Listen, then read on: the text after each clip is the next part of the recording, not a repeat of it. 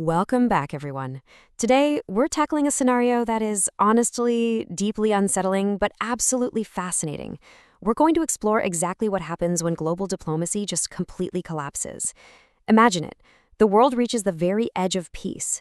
Leaders sit down at the table. They look each other right in the eye, and they still fail.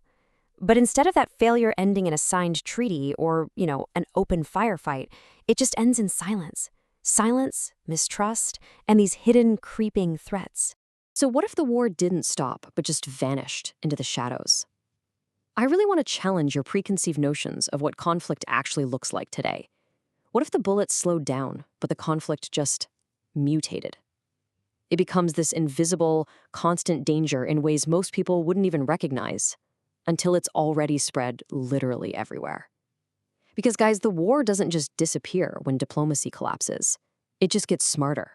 Section 1, the illusion of traditional war, or breaking the cinematic mold. Okay, let's dive into this. History and Hollywood have kind of taught us to expect traditional war, right? Soldiers, front lines, armored vehicles, missiles, and generals pointing at maps covered in big, sweeping arrows. But in this scenario, nations quickly realize that a direct, conventional war is just way too costly, totally unpredictable, and politically, a complete nightmare. So they pivot. They shift to a transformed war. Instead of one giant cinematic clash, the conflict splits into all these hidden layers. Layers that you can't photograph and honestly can't easily stop. We're talking about weaponized code, the squeezing of global supply chains, massive disinformation campaigns, and shadowy proxy groups. Just consider this for a second. The battlefield expands until it is no longer just a battlefield. It becomes everything. That is haunting, isn't it? When a modern conflict mutates, it just creeps right into our daily lives. The public might never hear that dramatic first explosion, but right under the surface, this invisible conflict is entirely reshaping the world around them. Section 2. The battlefield becomes everything. A system of omnipresent pressure. So in a transformed war, the entire state suddenly has to act as a defense system. And I mean everything. A power plant can be completely crippled without a single bomb dropping. A vital shipping port? Blocked without a navy ever firing a shot. We're seeing banks completely destabilized by a few lines of malicious code, private companies getting suffocated by targeted sanctions, and domestic railways thrown into absolute chaos by subtle cyber sabotage. Every single government ministry, from your local food agency to the neighborhood hospital, suddenly has this wartime function, whether they were ever designed for it or not.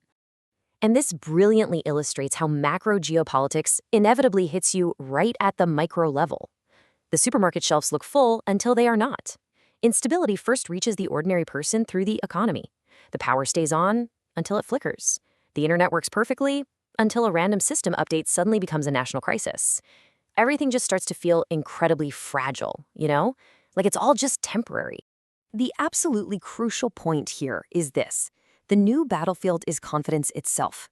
War arrives through inflation. It arrives through sudden energy insecurity and this diffuse background stress, long before a single soldier ever steps foot on a physical border. Think about it. If a population no longer trusts that tomorrow is going to be stable, well, the war has already entered their homes. Section 3. Invisible frontlines, cyber and truth. The ambiguity of code and narratives. Now, one of the absolute most powerful tools in a transformed war is plausible deniability. Actually, ambiguity itself is a deliberate weapon. By using hidden actors, criminal networks, or anonymous online influence cells, a nation can launch an attack without ever taking the blame.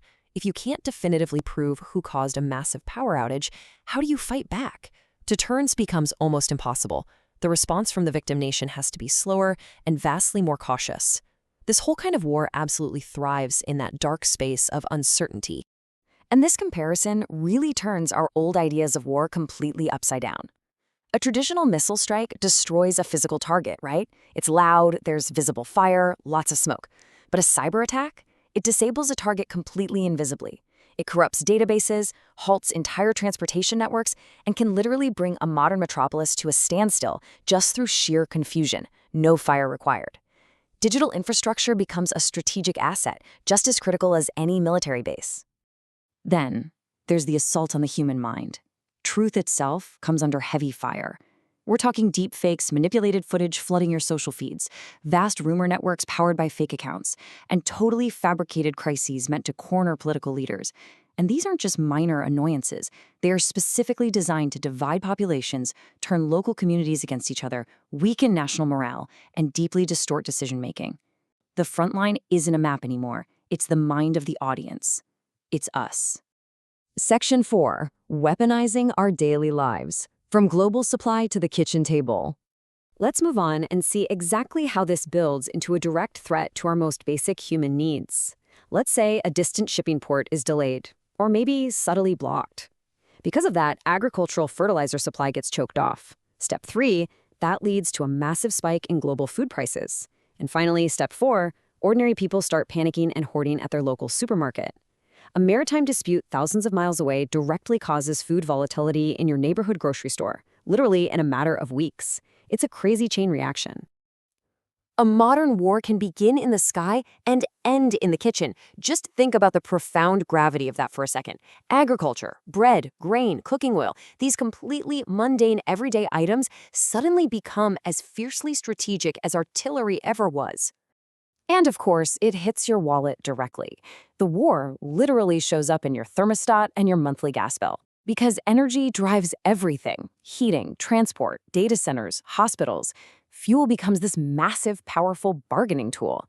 Countries have to frantically scramble to protect their energy routes, while citizens, well, we end up paying the steep price of all this global uncertainty just to keep our homes warm. Section 5. The resilience of ordinary people. Surviving a climate of conflict.